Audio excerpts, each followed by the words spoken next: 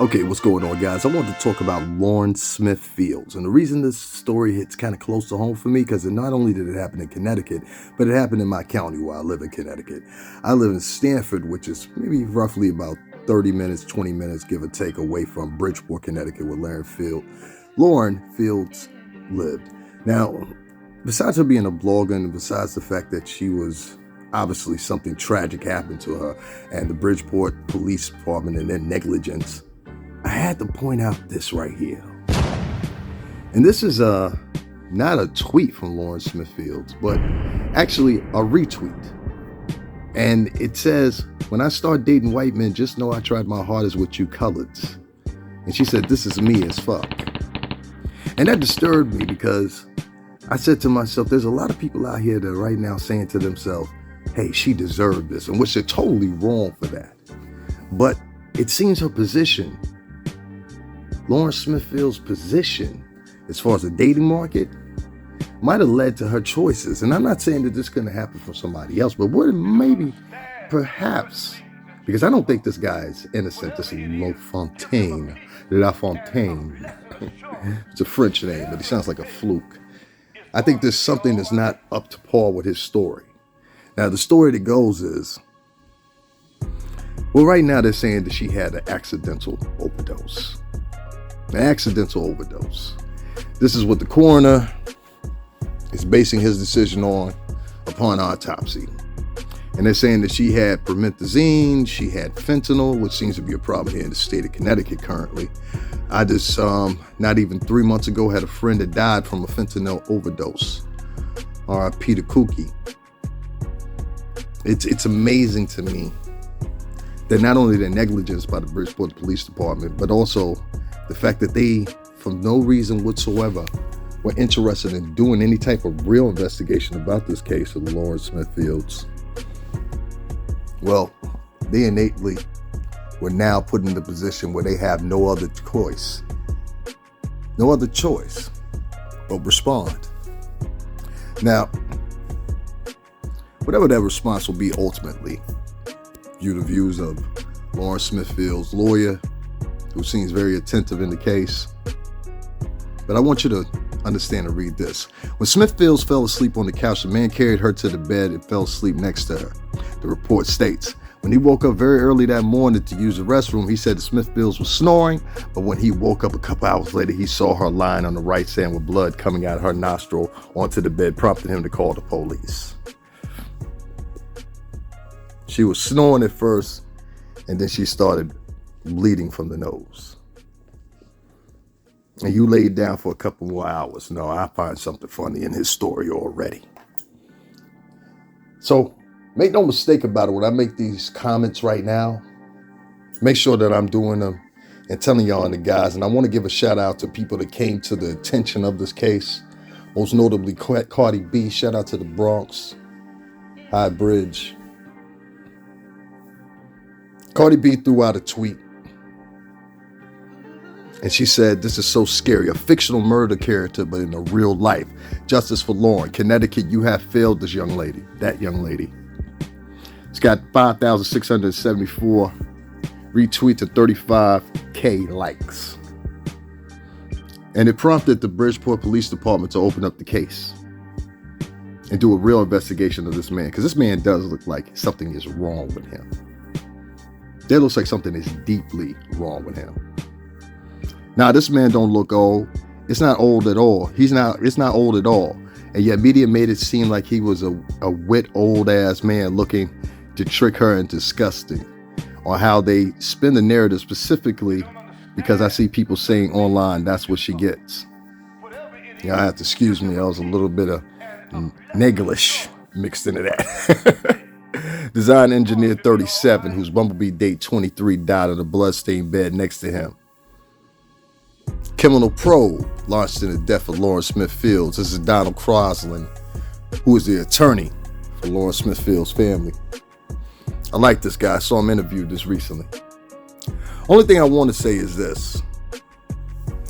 With that repost that she put up, claiming that she was going to go elsewhere with other types of men, she was about to divulge herself into another arena of the dating world.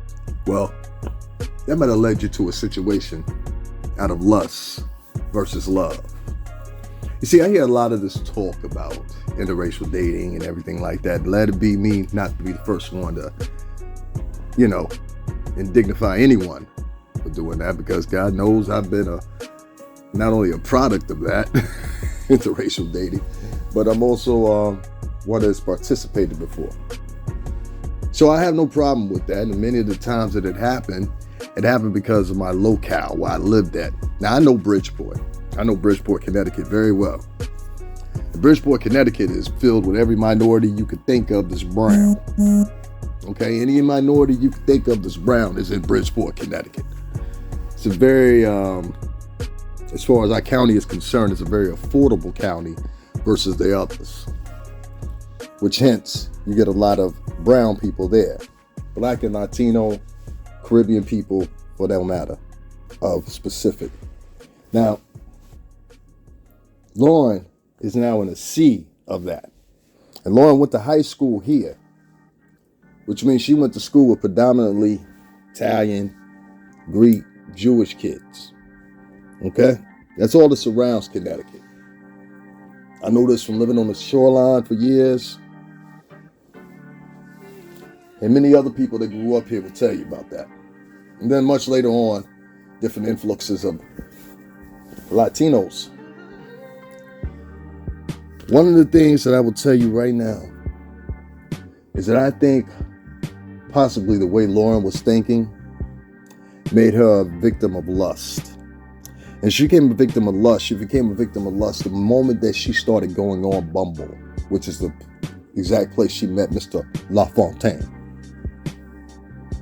Now, when she met him, I think she did it with intentions, because as she says on the post, I'm tired as fuck. Never questioning herself one time. Maybe it may be the locale that you're dating in. Maybe it may be the type of men that you're dating. All the other variables that could adjust and say, hey, you know what? When deducted, it might just be me, Lauren. No. This is not to chastise her.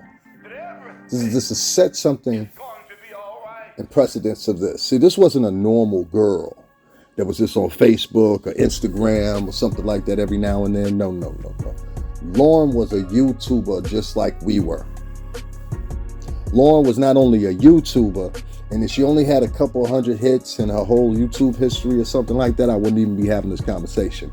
But she was like many of us that are in the hundreds of thousands of views per upload. Okay? Or have had hundreds of thousands of views per upload. And this doesn't go for every upload. That's why I made sure I corrected that. And even if it's not hundreds, it's thousands, meaning 6,000, 9,000, anything beyond 2,000 views is significant. That's a significant video. Even YouTube rates it as that. You need 1,000 views to actually even start live casting,